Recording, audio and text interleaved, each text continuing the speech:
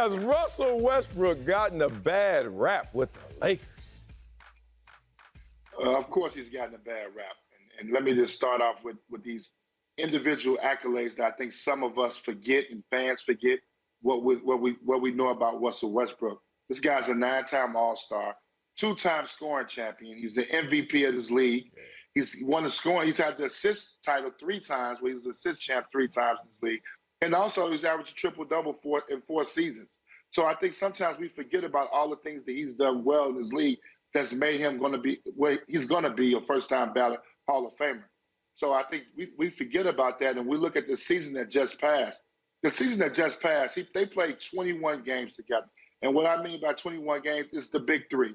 LeBron, AD, and Russ played 21 games together. You cannot make an evaluation or know how good they can be, or to even say if you think this thing is going to work in 21 games. But I did like Russ, who took most of the blame for the team not having a lot of success this year. He's the one that played 78 games. He's the one that averaged 18, 7, and 7. When you look at AD, who missed half the season, LeBron, obviously, we know had an exceptional season, but he only played 56 games. So it's not Russell Westbrook's fault that they had a bad season. He played a part in it because he didn't have a great season. I don't want to hear about the three-point shoot. He's never shot threes well in his career. He's always shot 30% from the three-point line. That's nothing new. The free throw percentage bothers me a little bit because at one point in his career, he was an 80-plus free throw percent shooter. So that bothers me a little bit. But it's not his fault. He is getting a bad rap. And you guys know, like I know, he should be singing. He's going to make $47 million next year. We all know he wasn't opting out of that. Well, even if the Lakers won the world championship, he wasn't opting out of $47 million.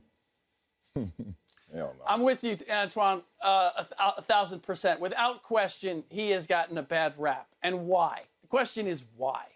Because, and what I find the oddest is that the 2 things that I've heard most of the criticism surrounding is his shooting and his turnovers. Well, his shooting percentage was actually higher this year than it was last year with the Wizards, and his turnover average was lower than it was with the Wizards last year. But overall, Russ Westbrook with the Lakers was what Russ Westbrook has been for the better part of his career. To your point, Antoine, he's never been a great three-point shooter. He's always been a high-volume turnover guy. He does great things, does dynamic things in both directions. And I take great issue, as you do, with the idea that because he showed up and played 78 games, because we witnessed him struggling to get the Lakers where Lakers fans wanted them to go, that it's his fault as opposed to the guys who weren't even on the floor able to contribute to try to get them where they want to go. So the issue is that somehow either the Lakers fans, or anybody who's critical of Russ Westbrook, they wanted him to become what they wanted him to become in order for this to work. Well, we don't need you to be a ball-dominant guy. We just want you to be an efficient guy who's catch and shoot, who defends, who does all this ancillary stuff.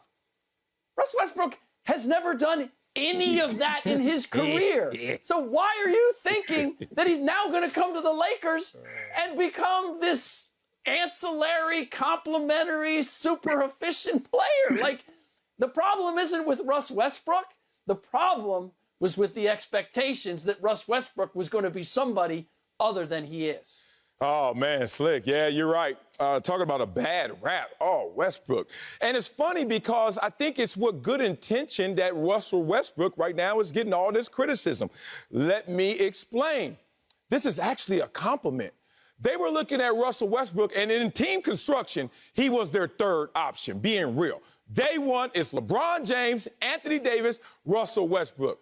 Now, LeBron James and AD are supposed to come and save the day. All you need from Russell Westbrook is energy, minutes, and go out there and get some of that point production, right? And then LeBron and AD comes and save the day because, hey, Westbrook, that's what we brought you in to do. But what ended up happening is their third option needed to lead the team. And that's not how this is designed. Did we ask Andrew Wiggins to lead the team? Did we ask Jordan Poole to lead the team? No. Did you go out there and look at Marcus Smart and say, lead the team? Those guys had stationary pieces that were stars that were there for them the entire year. That's not what happened with the Lakers. So this compliment of like, hey, Russell Westbrook, I know you're amazing. You can still do this. That's not how the band works. Russell Westbrook was not on vocals. He wasn't even on drums. He was just one horn. And he like, yo, y'all want me to make hits? I need them other instruments to come out here and play with me. So all of this has now got twisted up into some like beef within the own organization and within its own fan base. Everyone's really mad at Westbrook because they think he's greater than a third option. But when he had an opportunity to lead this team, he didn't lead this team any further. He's not supposed to, y'all. He's the third option. And that's a great point, Marcellus. Listen, let me just tell you this. I was in a situation in 2006 when I signed with the Miami Heat. And I got a phone call when I signed with the Heat, and it came from Stan Van Gundy. And he told me that I was going to have to come off the bench. I was averaging 20 and 10 in my career at this point. And he said, if you want to win a championship and you want to be a part of this, you're going to have to make some sacrifices. You're going to have to come off the bench. I'm going to run everything through Shaq and D-Wade. I'm not going to run anything for you in the first option. But if you're willing to come off the bench, and I will run everything for you and run the offense around you. And for the first 20 games, I made that sacrifice. Pat Riley ultimately came down and became the coach and put me back in the starting lineup. But even Pat Riley kind of stayed with the same thing. He took me out the game first. I was always the first sub so I can play with the second unit. I say all that to say this about Russ. He has to take some ownership. I'm not saying he has to come off the bench, but you have to adjust your game when you are the third option on the team. Obviously, he can't be a volume shooter. Some games he'll have moments where he can, but you're not going to be a volume shooter. Your shot production is going to go down. Your opportunities to handle on the break because LeBron handles the basketball. So you have to do other things on the court to help this team win. And that's going to be the biggest obstacle for Russell Westbrook going into the season, especially if everybody's healthy. Can he do some of the other things on the court? Can he find other creative ways to score without shooting bad three-point shots and without putting himself in tough positions? And that's what I'm interested to see if he's able to do. But I trust that he can do it. Listen, I'm the president, CEO of the Russell Westbrook fan club. I love the guy. I believe he can be special. I believe he's special. He's one of my favorite guys. He's must-see TV for me. I've enjoyed watching him. I believe he's going to bounce back. And I think he just has to put that in his mind that you have to make change. And that's going to be the challenge for Darvin Ham as the coach. Can he get that into Russell Westbrook's head? Antoine, I have always enjoyed watching Russell Westbrook play as well, but now I understand where you're going a little off the beaten path here, my friend, because as the president of that fan club, you are now asking Russell Westbrook to do something that Russell Westbrook has never done, which is, I mean, you're kind of asking the same thing that the Lakers fans asked last year. Like, can you do the little things? Can you just defend? Can you rebound? Can you? No, like Russell Westbrook has to be at the heart of things, has to have the ball in his hands to be Russell Westbrook. That's the only way that he's played. And this idea that he's going to suddenly transform himself at this point of his career is asking too much. All that said, we get back to the question about, has he gotten a bad rap?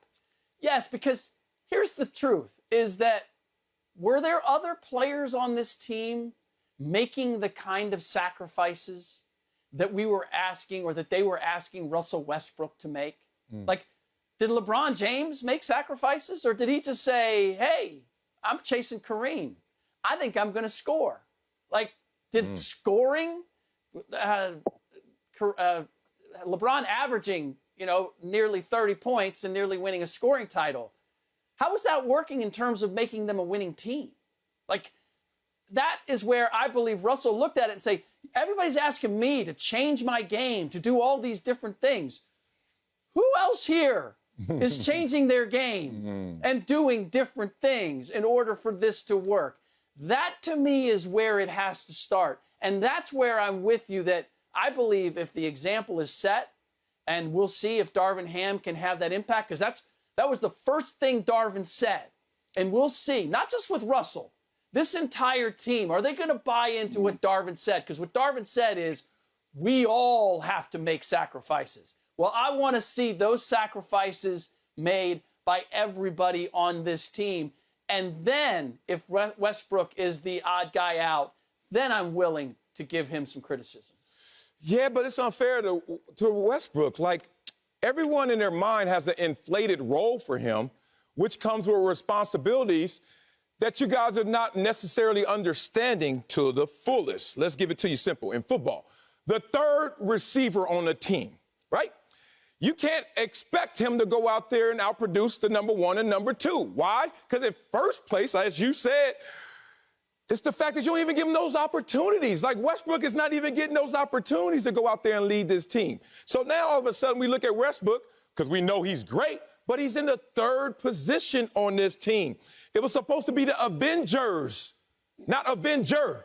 Like, it wasn't supposed to be Russell Westbrook out there playing 22 more games than LeBron and 40 more games than AD. They were supposed to go out there as a crew, and he was supposed to be the third receiver. He was supposed to be the third option. He was supposed to be the third most damaging Avenger. But instead, he got put into this different role. So if I'm going to be the agent for Russell Westbrook, this is what I'm going to do. I'm going to compare him to the third options of the other guys that you guys are out there showing so much love to, like Marcus Smart, like Jordan Poole, like Andrew Wiggins. And then you start to realize, oh, if he had LeBron and AD, we wouldn't have this conversation at all. I wonder who had more points out of all those names. Westbrook. I wonder who had more rebounds out of all those names. Westbrook. I wonder who had more assists in all those names. Westbrook. But the problem was he was out there avenging by himself. So now y'all going to see my man Russell Westbrook on a revenge mission this year. Hey, I'm going to battle you for the president of that fan club because I love Russie too.